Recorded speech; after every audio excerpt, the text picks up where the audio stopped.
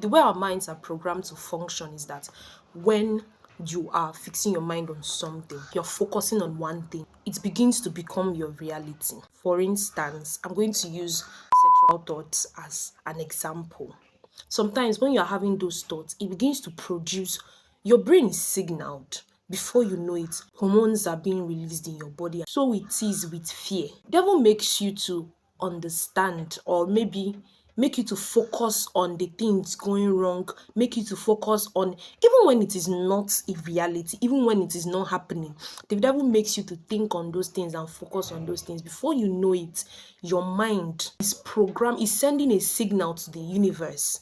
Your mind is sending a signal to the universe, and before you know it, that signal that has been sent to the universe will program realities around what is going to happen to you, around that thing, and before you know it, it becomes reality. For instance, you are living alone, and before you know it, your mind start thinking, what if somebody knocks on the door? What if thieves come? Before you know it, that fear, when it's consistent, the focus is consistent, it's a signal to the universe, that becomes your reality. I want to give an example.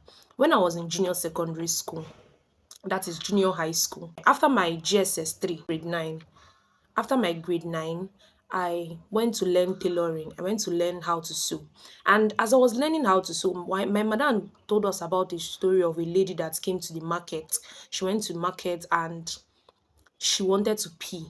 She was looking for the toilet. She was seriously looking for the toilet. Before she could get to the toilet, she peed on her body. And I had that in mind. So one day, around during that period, I still had that story in my mind. I was in my mom's shop and I wanted to pee. I couldn't leave the shop because my mom was not around and there was nobody around. I was just the only one in the shop. I couldn't just leave the shop just like that and go to the toilet, in as much as the toilet was opposite my mom's shop. So I had that in mind. I was afraid that maybe I might pee on my body. I was pressed, yes, but it was not as bad as I was going to pee on my body. I just had that story in mind and I peed on my body for real. Like, I was about 14 years old at the time, I guess. I think I was about 13, 14 years old at the time. So that was it. That it was that story that was in my mind that created that reality. Same thing with fear. The devil makes you to ponder on things that would go wrong and it becomes your reality. And fear is the opposite of faith. What you choose is to focus on the positive side. It's just to it's just to turn that energy on the opposite side and say, okay, you might be thinking, what if it goes wrong? What if it goes right still? So that's it. I also want to talk about our goals. For instance, I wrote something down in my second year. I said, okay, I was going to live alone. I wanted to live alone. I wrote it down. I just randomly wrote it down on my jotter. And now I'm currently about to enter my final year. And that has become my reality. I never knew how it was going to happen. I never thought of how it was going to happen. I just wrote it down there and I just believed it. I even forgot about it. I was looking through my jotter not long ago and I said, oh, this is where I wrote this thing down. I wrote that down in my second year first semester that I was going to live alone in school because I was having roommate issues that time and I was tired. Like, I was literally tired. I just wanted to live alone and be free. But at some point, it wasn't possible because, now my parents will not agree because of the rent and stuff like that.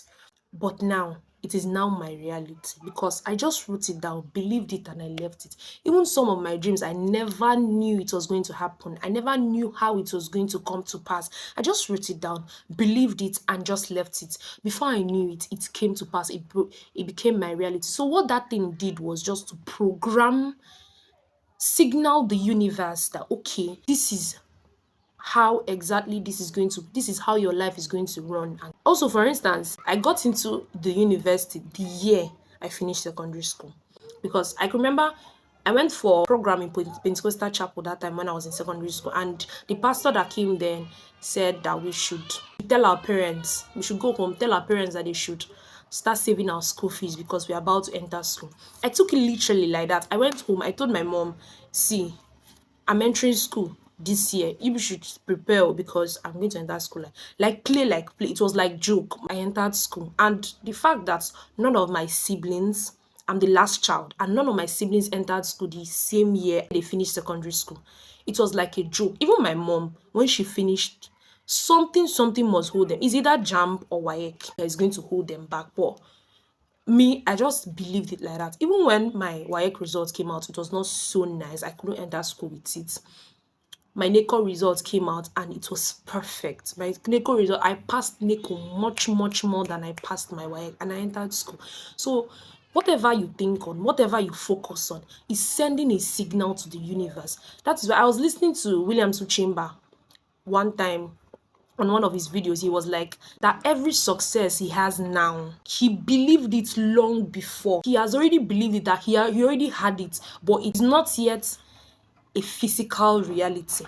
So whatever you believe is going to be a reality in your life. I hope you found this video helpful, and if you found this video helpful, please give it a thumbs up and don't forget to subscribe, like, and share this video to somebody who might need it. I'll see you in my next one. Toodles.